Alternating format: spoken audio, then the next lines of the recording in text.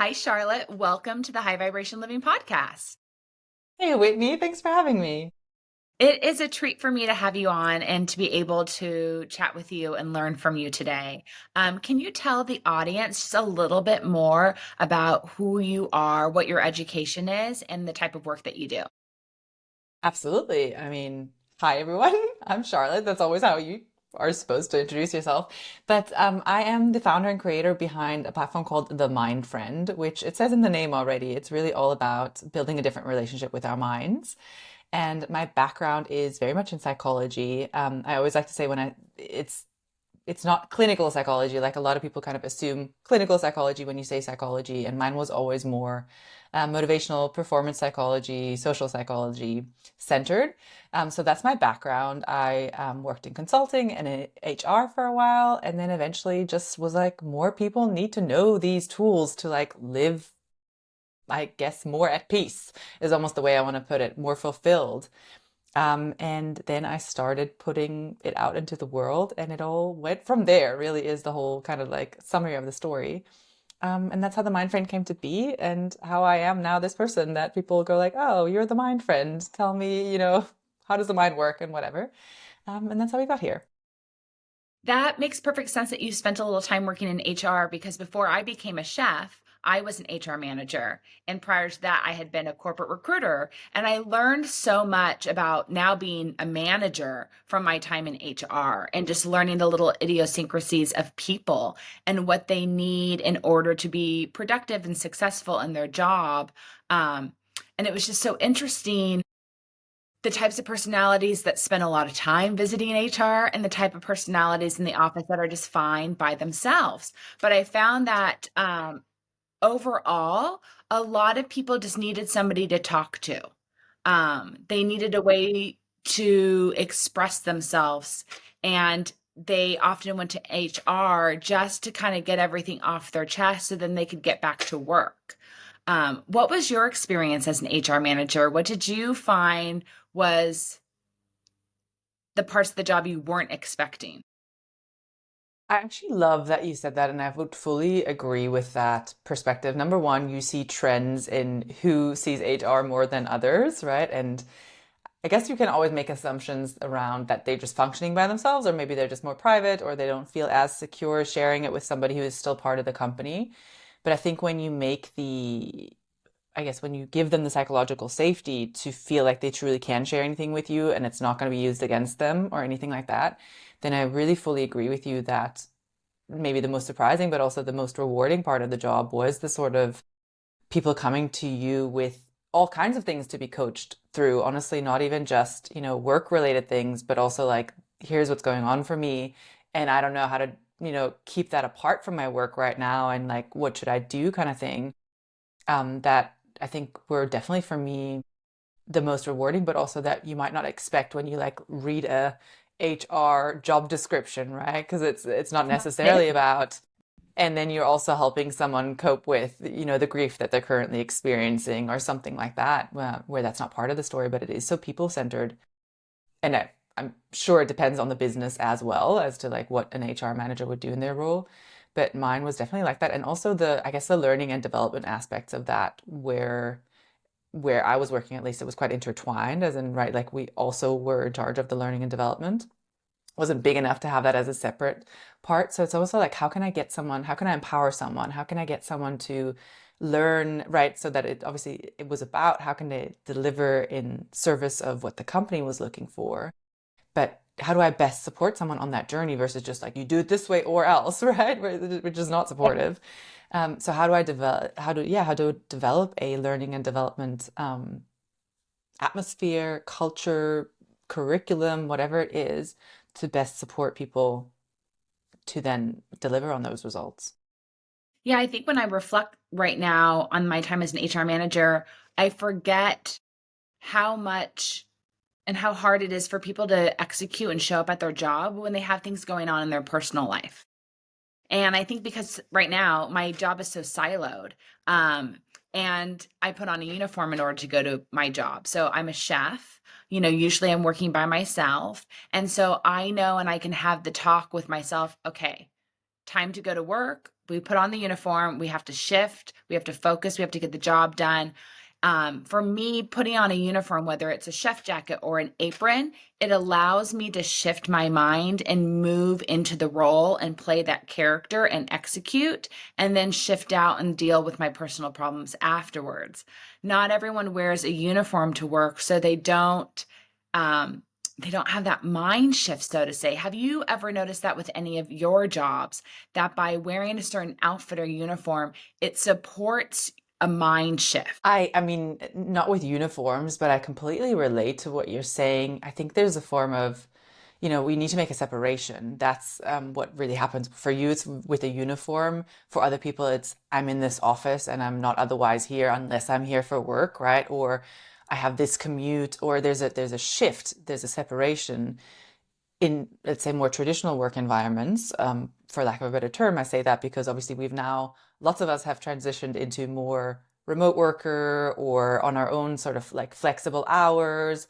Or even, I work predominantly with entrepreneurs now. And so it's kind of like a lot of the entrepreneurs they are the business. So solopreneurs, right? Or just a very small team where it's like I am the business. And so where is that separation between it's me, but also it's me as the business, and because it's based around my expertise or around my background and around my knowledge, it's like that separation is so blurry, which then often leads to the whole like, and now all I do is think about my business and like the 24/7 that people like to joke about.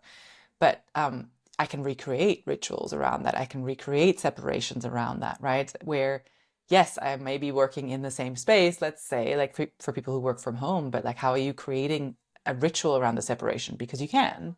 And that's something, it can be something as simple as you make it a point that you close all the tabs like deliberately, right? And you sort of make it a point that there's a 2 minute, like, this is shutting off from work. And then I go for a walk around the block. And when I come back inside, I'm me. Something like Yeah. that, right? It doesn't have to be extensive, but I think that's the same thing as for you just automatically happens with the uniform, or for other people, it automatically happens with going to the office. But it's that separation that we need to recreate if we're not in those kind of environments. Yeah. What are most of the entrepreneurs that are working with you one on one right now? What are they coming to you for help with the mindset shift?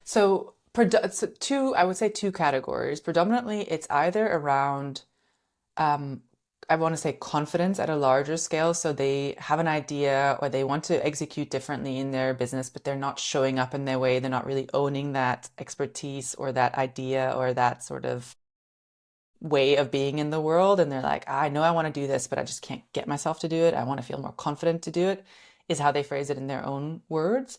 The other is a bit of a, like, my business is doing well, but I feel really crappy in doing it. Like, it's like it doesn't feel good. It's not aligned. It doesn't fill me up. Like, I thought this was going to be more fun than it is. Like, I do well financially, but like it's not feeling good, Yeah. or it's not feeling purposeful. That's sort of the other category of people. So that's a lot more around than values alignment and, how do we build a business that's not only around financial metrics, but actually about the life that you want to live, because that's the whole point really, is for it to enable that for you. That's sort of the two categories. So the, like, how do I put myself out there category, I'd say, and the how do I make this feel good while keeping it successful or making it more successful, whichever one it is. So I like the first one that you mentioned because I think a lot of us can relate with that. They have an image of how they want to be showing up in the world, how they want to be seen, what they want to be executing, but they feel too far away from that to even know how to start to get there. Mm, yeah, I think it's I guess if the image is right, they look at the size of the mountain versus at the path up the mountain is kind of the image to that. And I think that, as simple as it sounds, and a lot of the things I think I work with, like, in theory, in principle, they're simple. It's just that you still have to do them, right? And you have to take the time to do them and you have to still Yeah. execute on them. But it's this idea of like, okay, well, if looking at the entire mountain is too big and I'm like, there's no way I can ever reach that, which is maybe exactly how you might feel if you stand on top of a mountain. You need to make the effort of like, well, what's my route? How am I going to break that down? Where's the first base camp and where's the second base camp and whatever it is, right? It's like create the levels, And I think the issue with entrepreneurship or with going your own way or having these big dreams and big visions is that we can get so almost like swept up in this world of like, oh, it's going to be so great one day and I'll be a different person and then I'll make all these things happen. And because there's no clear structure given to us. So when I'm in a corporate job, I have a structure that's given to me. I know where base camp one is, right? Like it's this promotion or it's that KPI or it's whatever. So I Yeah. kind of see the path ahead of me. Whereas when I'm doing my own thing, or it doesn't actually matter if it's a business challenge or a personal challenge, I need to make sure I'm giving myself those base camps. And I'm not just looking at what's the end of it. Yeah, and I feel like that's often when entrepreneurs or anyone that's creating a personal career within their career, they need a coach to help them create very actionable goals. So goals that they can really put action behind and reach, because otherwise you stay stagnant and you don't know why. Yeah. I agree. I think that what coaching does, I always think, it collapses time it takes to get to clarity. Because, right, if I have somebody who's my sparring partner and who's going to mirror me so objectively, right, like it's not the same as talking to a friend or, somebody else who knows you because they have a history with you. So they expect certain things of you. They might not say certain things to you because they want to be nice or whatever it is. Whereas having that mirror held up to you where it's like, here's what I'm hearing and here's the other thing I'm hearing. Like, how do those make sense to you? Like, how does that come together? Even something like that, it's a fast track to clarity. So to understanding maybe more of the why, like, why am I doing a certain way or why am I thinking about this a certain way and realizing different ways to think about it. But it's also collapsing timelines in the sense of like, it took someone else 5 years to do this because they were like going this way, getting lost there, doing this, doing that, and whatever. And then you collapse that timeline. And that's never to say like, work with me for 3 months and your entire life will be like unraveled and different because like obviously things take time and you're not going to build a business from scratch in 3 months if you've never done that before. But it's the rather than that taking you 3 years and you kind of sitting on that idea, let's say, and you're not putting yourself out there, whatever it is, if you're in that first category of people, it will only take you 3 to 6 months. And that's, how much time have you gained in that, or how much money have you gained in that, in not wasting that kind of time, let's say in quotation marks. When someone's working with a coach, whether it's a business coach or a mindset coach, are they working with that person once a week, twice a week? Are they checking in every day? What does the structure look like? That so depends on the coach. It really genuinely is, I think, very, very dependent on the coach. And if I was someone looking for a coach, I would always make sure that you have to think about how you feel best supported and how you are best held accountable. Because there are those people who are like, I just want to have like almost like I want to have a direct access line to this person's thoughts at all times, like when I'm trying to execute things so that I can get, them to mirror back what I'm thinking. So I might want the support between sessions, whatever that might look like. Or I could be the kind of person who's like, I just want this isolated space to like restructure, gain clarity, and then I like kind of want to be left alone when I execute because otherwise it stresses me out. Like I don't want to be reminded that I'm supposed to do something. Like I will get to it. Like so, like there's different types of people within this, but there's all kinds of models. There's models where you meet at an ad hoc basis. So I do this, for example, I do this more with clients that have already worked with me intensely, but they kind of say like, I just want to every once in a while access this space to like structure my thoughts. And that might be once a month. It might be once every 3 months. It's really dependent on them. But I also do more intense packages where we meet weekly and you have access to me throughout, like in between the sessions, because that's where you have to get to work, right? It's all nice and well for us to be here for an hour and strategize, plan, put together your action steps or gain insights into your psychological mind. And then you have to go and do things. And Yeah, so you you have to want go. support within Yeah. that time as well.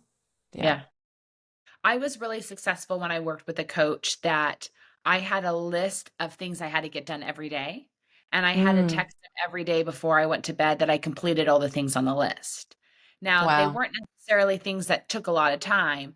Some of it was just basically working on the project 30 minutes every day, no matter what, and texting a confirmation that I worked on that project for 30 minutes.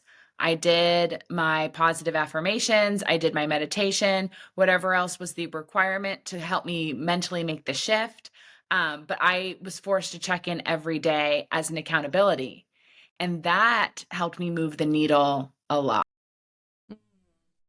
But I That's so think interesting. everybody, yeah, but it really Yeah. helped. I wouldn't have necessarily chosen that. The coach kind of made me do it, but in hindsight, I'm so grateful because there were no excuses. I had to work on the project and sit down and do the homework for 30 minutes, no matter what my day looked like. And it made the needle move. I think that, like you're saying, that's heavy on accountability, that kind of model where it's like you have to text me. I mean, not that they would have, I don't know what they would have done if you hadn't, but like, right, like Right? obviously it's just outsourced accountability. It's like the same way that I'm more likely to go to the gym if I know there's a friend waiting for me at the gym, right? Like Or if you have an placing appointment. that accountability. Exactly, or if I have an appointment.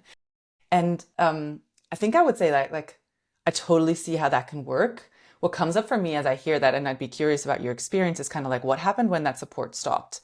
Like, did you learn to have that accountability with yourself without the person? Through, or was it just the habits were so waxed and you just like you were so used to spending that half hour anyways that it didn't matter? But I guess that's the question that would come up for me in this setting is that's really lovely and you're going to make great progress in the 3 to 6 months or whatever that you are working with this coach.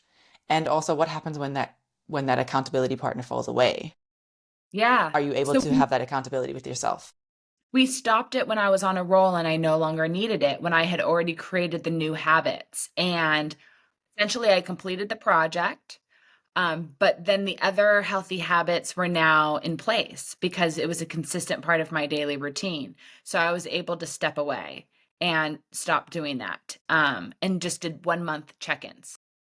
Yeah, exactly like I Yeah. was saying, right? Where you That still was great. appreciate that space, but you kind of decrease the intensity or the frequency of it. Yeah. How often are people coming to you right now because they know they need to shift their mindset? They're kind of in a place where I guess you could call it self sabotage, where it's like they know what they want to create, they know what they want to do, but their mindset or their words that they choose, or they're just so psyched out that they don't think they're ever going to get there. 90% of the time.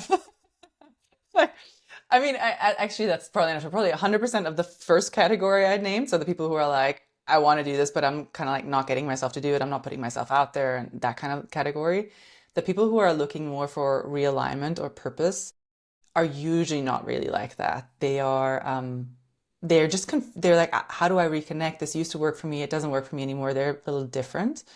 But so they're maybe more clarity looking, but that first group is very much like I know the thing I should be doing. Like I know I'm supposed to, whatever it is, post on Instagram, put myself out there, pitch to places or whatever it is, but I can't get myself to do it. Or I'm Okay. just not doing it and I'm frustrated and I'm confused and I'm stuck and I'm getting more and more and more of all those things. And I'm getting more self-critical with myself for those things because now it's been 3 years and look, I haven't gotten anywhere. And now all hope is lost anyway, kind of thing, because now it's too late. Sort of those will be the spirals that they're in, which is all, mind related and very much based in just psychological patterns. None of that is factual, let's say, right? Apart from the fact that they haven't done the thing, that's factual, but the stories they're creating around that aren't factual. So, how do you have them get out of their own way? So, if a client's coming to you because they own their own business and they're like, I know I need to send out pitch emails, or I need to have a social media strategy, or I need to be doing my email marketing blast, or if it's just they are no longer executing the small little details that will create shift or change in their business. Um, how do you coach them to start getting the parts of their business done that they don't want to do anymore? I mean, I think then if we're in that situation where somebody is already out there and doing things, they're just not enjoying those things and not, in a situation where they want to do them anymore, I think then it's twofold because then we want to have a sort of a really close look at your values and your genius and your preferences because it may well be that these are things you might now you've reached a point where you want to change them, delegate them, drop them, right? And build your business a different way and that you're holding on to things that you actually don't need to hold on to because there's other ways to do business. You don't, I mean, again, there's people who are going to argue you have to send emails, right? And also, I know people who don't and do perfectly well, right? There's people who are going to say you have to be on social media. And also, I know people who aren't and they do perfectly well. So it's kind of like, what are you holding on to that you were kind of like forcing yourself into? And that's why you feel resistance. And how can we create more alignment in that? But then also, where are you avoiding something because it feels uncomfortable to you, which isn't the same as misalignment? So it's like a, no, I actually really love writing and I love that method to connect with my people. So I really want to get behind my email blasts. But like every single time I sit down to do it, whatever, I think that I need to clean the kitchen first, or like I find a productive way to procrastinate, or I sit for 3 hours and then the email still isn't good enough. And that's why I'm not sending it, right? Then we enter the realm of self-sabotage because then it's like, this is aligned. You do want to be doing this, and you have your good reasons why you want to be doing this and why this is actually quite aligned for you.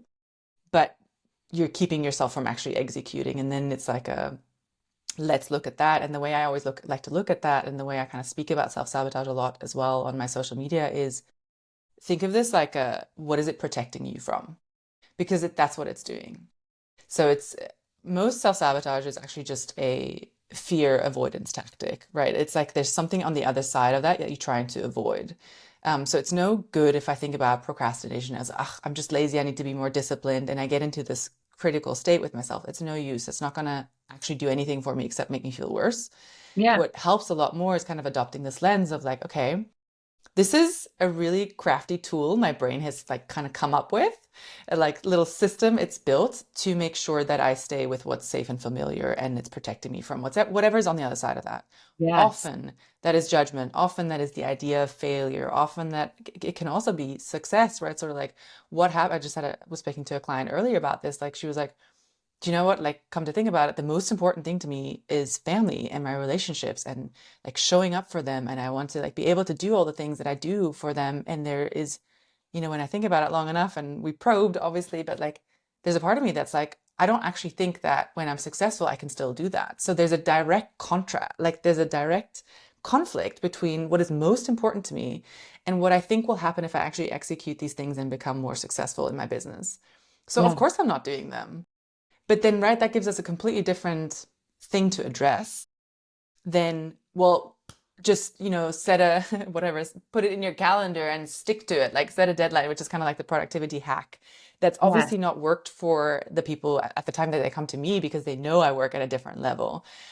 So we need to almost like break open the cycle and kind of see like what are the fears underneath and what beliefs are you carrying, like the belief like I can't possibly show up in my relationship and be a really good mother and also be a successful business owner. That's a belief. There are plenty of people who are both, right? It's not a fact. And what thoughts do I carry throughout my day? What emotions am I carrying throughout my day that kind of reinforce this system that again my brain has so niftily created to keep me from doing that?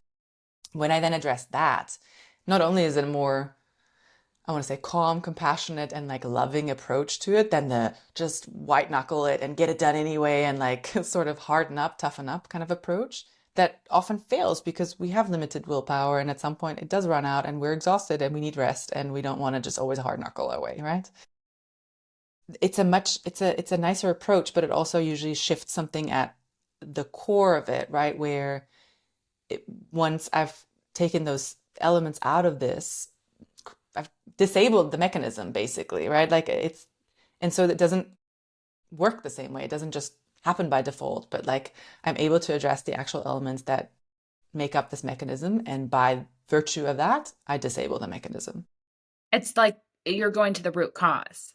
Yes. So, you're not, the root cause isn't, it's like when someone have allergies and they're complaining, well, I just sneeze, same time every year. But what's the root cause? Is it actually something that you're eating this time of year, or is it actually something in your environment this time of year? And you're getting to the root cause. This is the same thing. If I'm procrastinating about doing certain activities over and over again, it's not that I'm lazy. It's not that I'm tired. It's not that I need to be more disciplined, that there's a fear that's behind it, which is actually much more realistic and practical, but also very deeply rooted in kind of spirituality, is it usually comes down to fears. And it usually comes down to keeping yourself safe.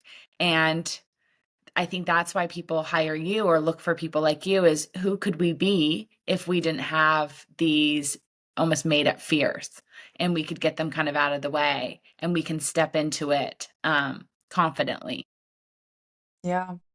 Do you know, I mean, I fully agree with everything that you said. The only thing that I almost like always want to make a point to people is like, it's okay if you're not the person without the fear, right? That the idea is not, sometimes you hear this message of like, ah, just be fearless, do it anyway. The idea is a lot more around changing your relationship to it so that it's going to be a part of the journey, because fear is going to come up every single time you do something that's not already known to you. And that's a very human thing to have happen. So it's less about like, I just want to be the person that's not afraid of these things, and more about um, how can I approach, and even recognize fear for what it is when it's hiding itself behind procrastination, let's say. But you're absolutely right. It's right. Like if I just slap a time management tool on procrastination, for most people, that Yeah. is like, yeah, like a band-aid on a gaping wound that is just recurring all the time. And it's like, well, what's happening down there? Like what's happening internally that is making this sort of come up in the first place?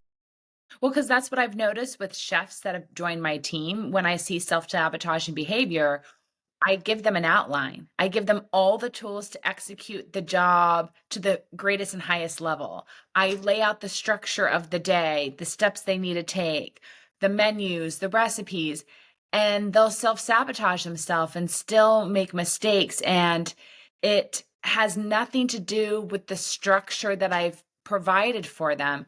It's it's what they're doing to themselves. It's they're somehow procrastinating and making the role harder for themselves than it needs to be, which has nothing to do with me. It has nothing to do with the job.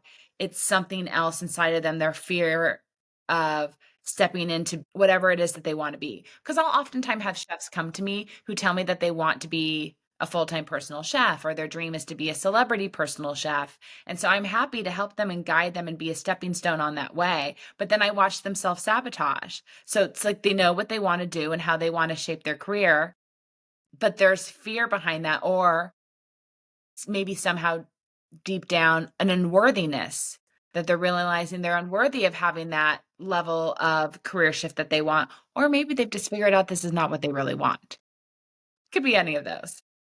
I fully agree with that. I was going to add, or they don't feel worthy of it at some level, right? So you really said Yeah. it. It's like there's fear, there's unworthiness, or there's misalignment, which is the same as like I figured out it's not what I really want, and then I still have to have the courage to admit that, right? Like that's probably often on the other side of like, oh, maybe I just have to stick it out because of sunk cost effect or whatever it is, where I feel like I've already Yeah. invested all this time and energy into it, and so I must still do this. I mean, what you're saying there is so similar to what I see in, I suppose, the online business space where I am a lot, or where a lot of my people are, where, they've like, I mean, gotten the courses or the blueprints or worked with the coaches who were like, do this, then this, then this, like have the perfect, I guess, strategy outline and the perfect containers in that way that could absolutely work. But the strategy doesn't work unless you do, right? Like it really, and if there's something that is at some deeper level, some root cause that you haven't addressed, keeping you from actually executing that, then you could have the best strategy or the best playbook to be, the personal chef or whatever it is in the world. And you're just going to be frustrated with yourself because you didn't execute it, right? And so, yeah, what is it that you believe about yourself and the world? And that's the level we want to get to when you work with me. So, you made that example of the accountability coach earlier, where I was thinking like, oh, I wonder like, and it's like I notice, or I always say to my clients too, like in the trajectory that we're on, like in the first period, it's gonna feel like you're just doing a lot of reflecting. And Yeah. I always warn people, because it's going to feel like you're not moving, Yeah. because we're not yet at a just go do this thing, just do that.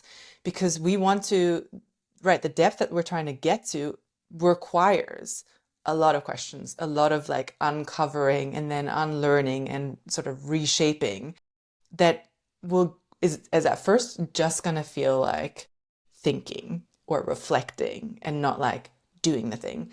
But that is the foundation we want to build on, because otherwise I'm like, yep, absolutely. Here's how you can post 5 times on Instagram or whatever they want to do. And they can, again, hard knuckle their way there, but it's gonna drain them and they're gonna stop after 20 days because it's so tiring and they're so stuck in their perfectionism or whatever it is.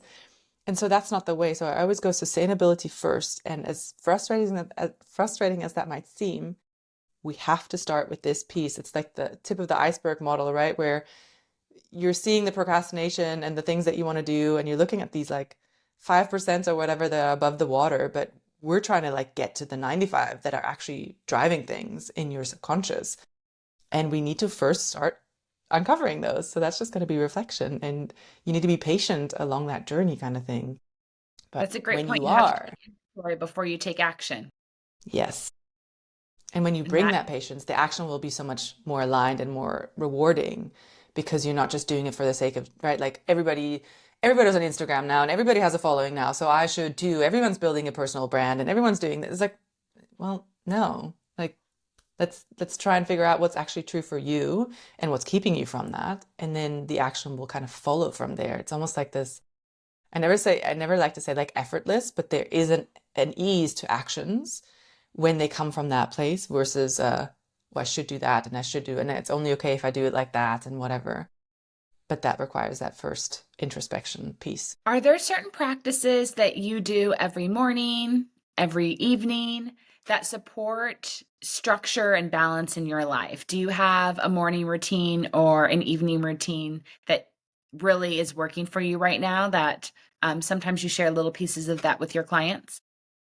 Love that question. And I do. I mean, I think that the thing is, everybody has a routine, whether they realize it or not, right? The thing is about routines, we all have one. We just may not have been intentional about it, creating it, right? For me, it is typically I wake up, I go for a walk. I live right by the sea, so I go for a walk, like sort of at the promenade. I will come back and usually do a meditation. And that's honestly for me, that's not a sit down for half an hour guided kind of practice. I've done those as well, but like it's for me, it's much more of a centering practice. So it's like I set a timer, there's a little bit of a chanting background noise, and I just sit there. And in that meditation, in that reflection, it's going to be guided a lot towards like, what is the intention for the day? What am I trying to look for today? Like what will make today a good day kind of thing. So it's a meditation, but also sort of an intention setting. And then again, I like to be more flexible with it because I think nothing is worse than having a rigid routine where you're like, everything needs to happen on this list. Otherwise I'm a failure. But sort of if the day kind of allows, then I'd love to have a little like right. Just as again, it helps me center, it helps me think about what I want for the day. And it's not a one specific journal prompt I use or anything like that. It can also often just be a thought dump of like clear anything else that's still there that's keeping you from just focusing on what you want to be focusing on. But the act of writing is what is freeing about that and is what's centering about that. So those are probably my three main go-tos in the morning.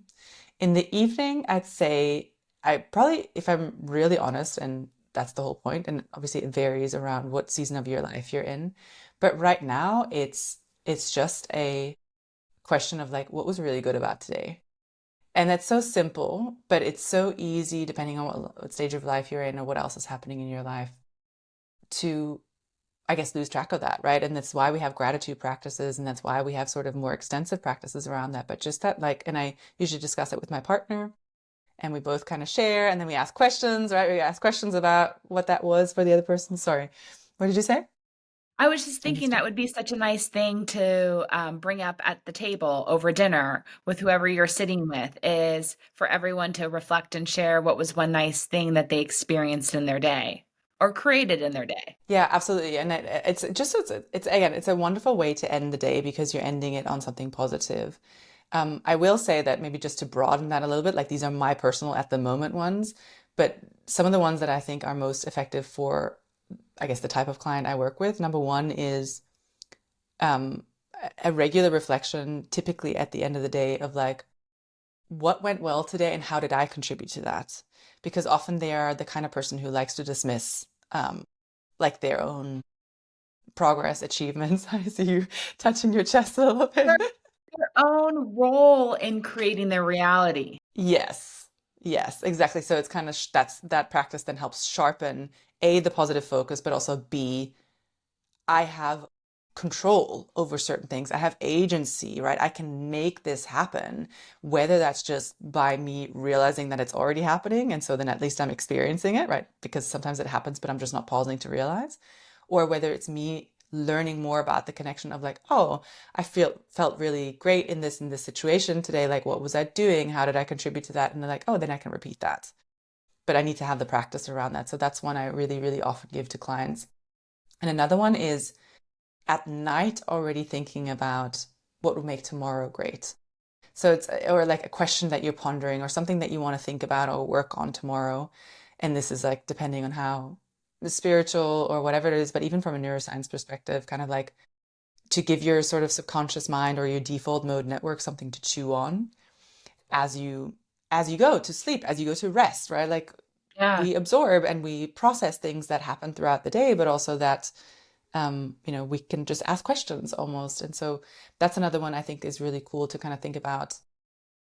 What do I want to have happen tomorrow? What's a problem I want to tackle tomorrow? What's a solution I want to arrive to? And just kind of like let that question sit with you. It's kind of like when we say sleep on it, right? But like be intentional about what you sleep on, kind of thing. Yes, and it was interesting because I just interviewed a doctor for my podcast, and he said that people that do have TMJ problems, so people that grind their teeth at night or wake up with a sore jaw, it's actually coming from the brain because there's so much information on the brain.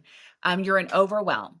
And so if you can brain dump before you go to bed, if you can talk out your thoughts, write out your thoughts, sit down and just write out all the things that you need to get done tomorrow or all the things that you want to have happen positively tomorrow. If you can move it out of your brain, when you sleep at night, you won't clench your jaw as much. And because you won't, that tension won't drop from your brain into your jaw while you sleep, which I just thought was wild that we can't escape, you know, our thoughts, that we have to work them out. That's so fascinating. And I think like what's so true about this is the very simple truth that people sometimes struggle to accept. But it's again, when you incorporate this, your life will change.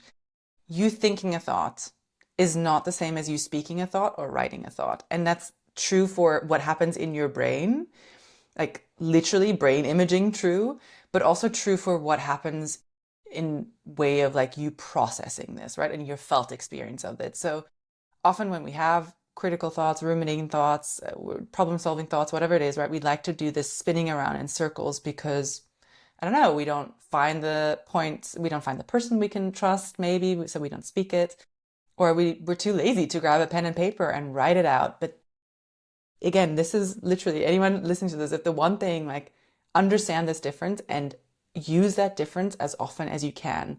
So another thing, maybe that when people are, I'm just not a writer or like whatever, it takes too long or whatever it is, voice note yourself. Speak it out loud, record it so that you can listen back to it. Because what you want is to be able to either have another person to reflect it back to you, to be able to read through it again and kind of like take that different lens, to take that different angle. And if you voice note yourself, you can listen back to it. It'll be quicker. You can literally be out on a walk and talk to yourself on the phone and nobody's going to know whether you're talking to anybody or yourself. So it's nobody's going to know. But it's just you will process differently. And it is so important because you let go and you also gain the ability to look at it from a different angle, to look at it from a different perspective, from a little more distance, which is how you then arrive at better problem solving or better insight. Yeah, we can't get what we want in life if we don't open our mouth and communicate what we want. So we have to move it out of our brain and verbalize it or physically write it, or else it's never going to get out. And I And think we forget. that's true for the things we don't want as well, right? Sort of like, so if I have these worries or these thoughts that I don't want, then I need to get them out. And it's True, such an true. underrated thing. Such an And underrated not thing. harbor them inside. Well, who do you love learning from right now? Are there any particular books that you've been picking up and reading, or podcasts that you listen to, or places that you turn to keep learning about mindset, health, wellness? I'm actually thinking, I'm not gonna lie, I'm in a very much in a, I like to call it hibernation phase. So I would like to think I of, I honestly don't remember where this concept came from, but like to think of your life in seasons and also to think of your business in seasons, where there's seasons where, you plant all the seeds and you get all the new ideas and you get the projects going and flowing and whatever. And then there's a season where you harvest, and then there's a season where you just kind of rest and hibernate. I say hibernate because I literally go into this like little cocoon. So right now I'd say I'm in that kind of phase where I'm reading like fiction books and I'm just spending time with a lot of friends and I'm like not leaning into professional development so much. Yeah. Um, I guess having said that, just as a thinking more of a general theme, I almost want to say like smaller podcasts. So I'm not probably gonna like name drop any of the like, I want to say the big mindset podcasts because I don't know. I just find that there's often more hidden gems in smaller podcasts. I'm now obviously on the spot trying to think of any of them that I haven't listened to recently that are not coming to me. But one big one that I will say that I love listening to, that I always get some new insight to, that it's a little more psychological, but it's the same if we're thinking about what's the root, is Esther Perel's podcast. Okay. Um, I don't know, she's a psychotherapist really, but she has these like she does these like sessions basically. And I think that's really lovely for people to listen to because even if that's not your problem, you will probably like in the way that they're exploring the problem, you'll probably learn something about what your actual problem might be, if that makes sense. Yeah, absolutely. And I really enjoy smaller podcasts too, because they're bringing on people within their circle or their outer rim of their circle, and they're just experts in their field. Um, and they're still practicing what they're doing every day. They're not on a speaking tour. So you're getting real people that are experts in their field and are still doing the work, and it's just really nice. But I drop in and drop out. I used to be a huge podcast junkie, and I just got to a place kind of like where you are right now, where it's just information overwhelm. So I've been quieting the noise a lot, and just focus on kind of just cleaning my mind, cleaning my body, cleaning my space, just focusing on executing in my life at a higher level or being more present. So I'm kind of taking in less information right now. Yeah, I think that's so great. And again, information diet is a real thing, right? We only talk about diet, but information diet is a real thing. And so I advise anyone to be intentional about what they consume with podcasts or the internet. And I think the thing with podcasts specifically, right, is just that they're so easy to like pop on in the background where Mm, we, and depending on how you grew up, right, you might have thoughts about this, but like there always used to be the households where like the TV would run in the background, and there used to be the households where like that was an absolute no-go. Like, yes. no, absolutely not. You don't have the TV on while you're eating or while something else is going on or anything like that.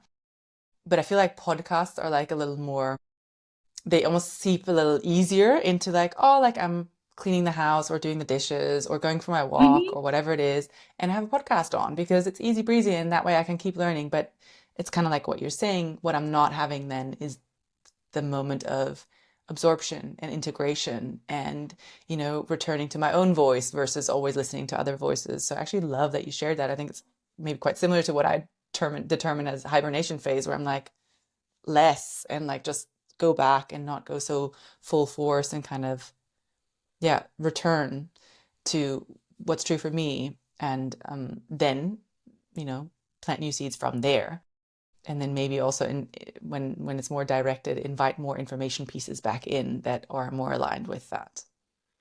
Yeah, I Yeah. learned that from my mom growing up. When you're kids, it's like every car that you get into, you're either in a car of a family who always plays music or doesn't play music, and it's all different types of music. And most of the time, my mom wouldn't play music, and it would annoy me. And I'd ask her why. And she said, because my mind needs time to rest and process. And she kind of taught me that the value of when you're in your car not playing anything so you can just allow your mind to reset and you can work out any information in your brain you need to work out. And now I most of the time I drive with nothing on.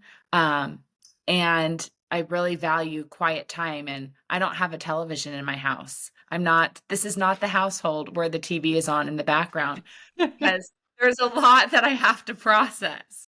Yeah. It's like, right, it's everybody knows shower thoughts. And Yeah. again, there's right, like again, you can literally look at the centers in your brain that activate when you're focusing on something versus there's nothing going on. And that's what happens in showers. And people know that sometimes you have great ideas in showers. Now think about how much time and space you give yourself in your everyday life to enter that kind of functioning mode in your brain.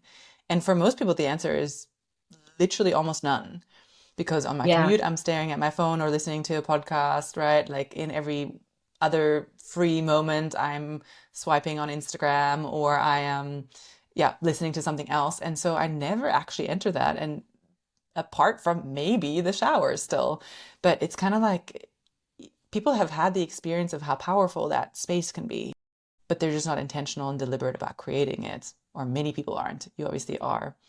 I also have my partner always says, I love car silence. Like, because it's just like you actually also kind of shut off from the world, right? Like in a car, if there's nothing playing in the car, it's just actually quite silent because you have that layer of isolation towards the world. Yeah. I'm surprised by how often when I do take a road trip that I end up listening to nothing, because I'm just taking in the scenery and I'm just processing everything that's been going on personally, mentally, physically. It's really nice. That's the joy of road trips sometimes is you don't necessarily have to have a playlist or put on a podcast. It's really good for the mental health.